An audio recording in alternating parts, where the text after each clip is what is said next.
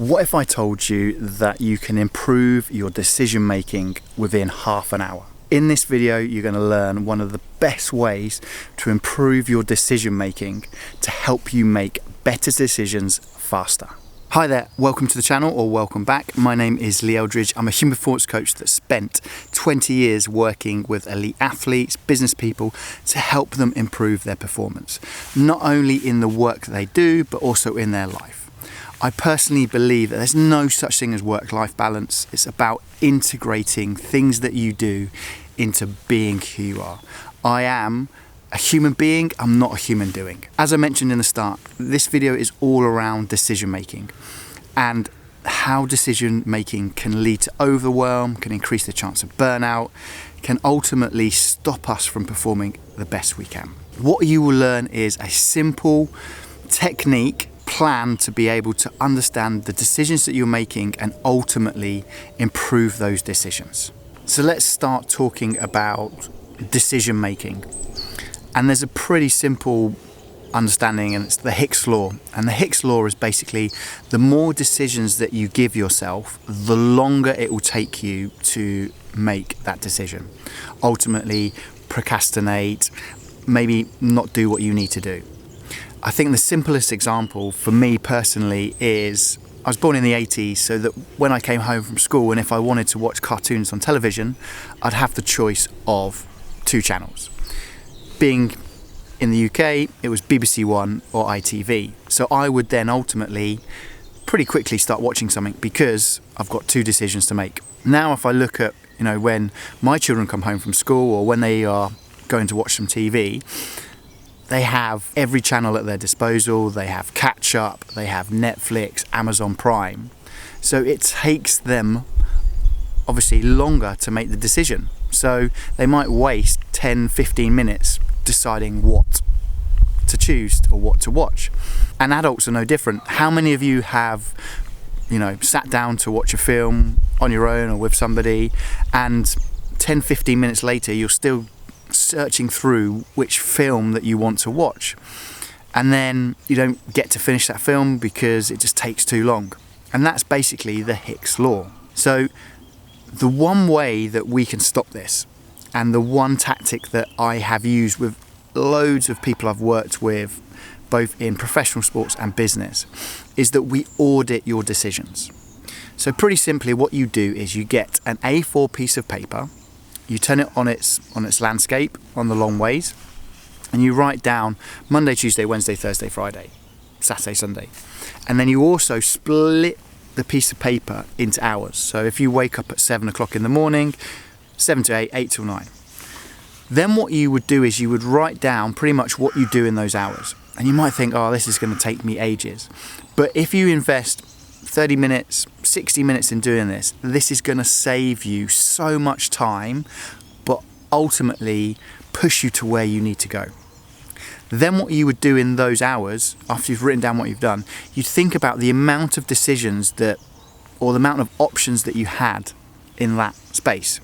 For example, breakfast. Breakfast is an easy one because you wake up in the morning and lots of people say, oh, what am I going to have for breakfast today? And there's lots of decisions to be made or lots of options. So if you reduce that down, that's one less decision. And you're probably thinking, well, Lee, that is a load of rubbish. By me, reducing down or eating the same breakfast every day, is it going to help me towards my goal? And my answer to that is probably no. However, if you get into that mindset of thinking about things, right, okay, if I increase my number of options, I increase my number of decisions, I therefore have to use more cognitive load during the course of the day to make what I believe are the right decisions. A prime example again is think about gyms. Now, I've been training in gyms for 25 years or so, and the evolutions of gyms have changed. You used to go and it used to be free weights and a few kind of machines. Now if you go to some of these gyms, there's so many different areas. There's a functional training area, free weight area, fixed machines, boxing, CrossFit, high rocks, whatever you want. And you get in there and you're like, well, I've got so many things to do, what shall I do? So by doing this process, you start to see that actually I can reduce some options down, I can cut away my decisions, and I can become a bit more of a simple person. And how I kind of get this point across is, if you think about it, how many decisions are we making today that probably maybe 10 years ago, 20 years ago, 30 years ago, we just didn't really even think about? And my question is, has our brain evolved that much in that short period of time to be able to cope with all these decisions, to be able to really understand what's going on? And ultimately the answer is no. So by simplifying things down, by reducing the number of decisions that you make, you reduce your cognitive load, and you can start to think, right, okay, is this moving me to where I want to get to? And that is why, for me, and I spoke about this on other videos, getting a clear, crystal understanding of your vision, not only of like where you see yourself, but where you feel yourself, where you hear yourself, where can you get in touch with, what do I ultimately, or who do I ultimately want to become? So then what we can do is we can say, right, okay, well, that's the vision.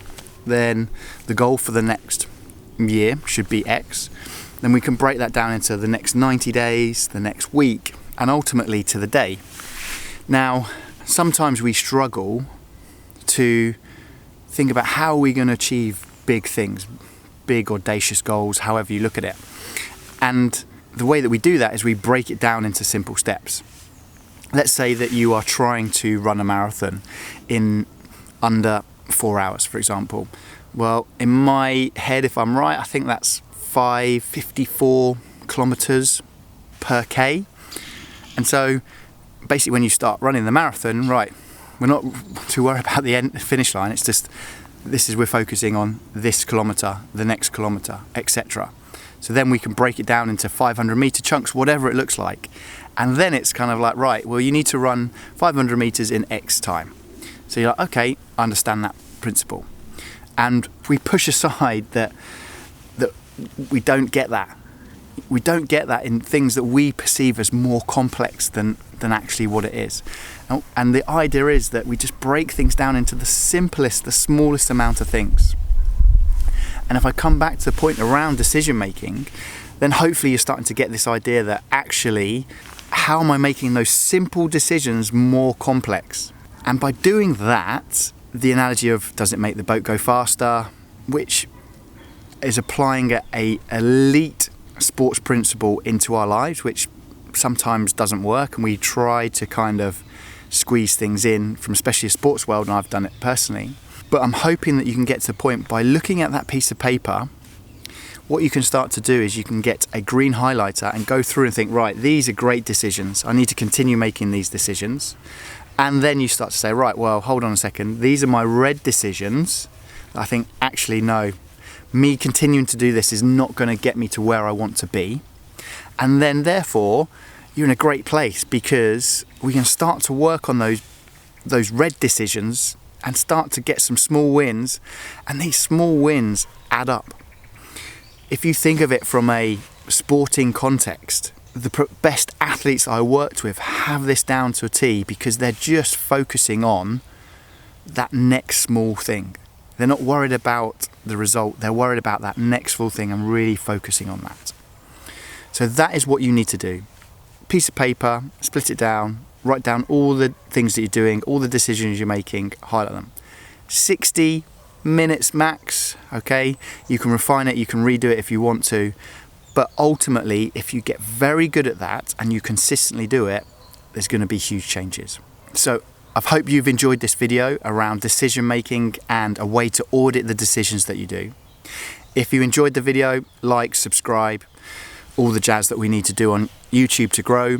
There is a link in the description for a performance test that you can go along, and actually that might start this process of thinking about the decisions. But I hope you've enjoyed the video, and I hope you found some benefit out of it. Have a great day, week, year, and look forward to seeing you again.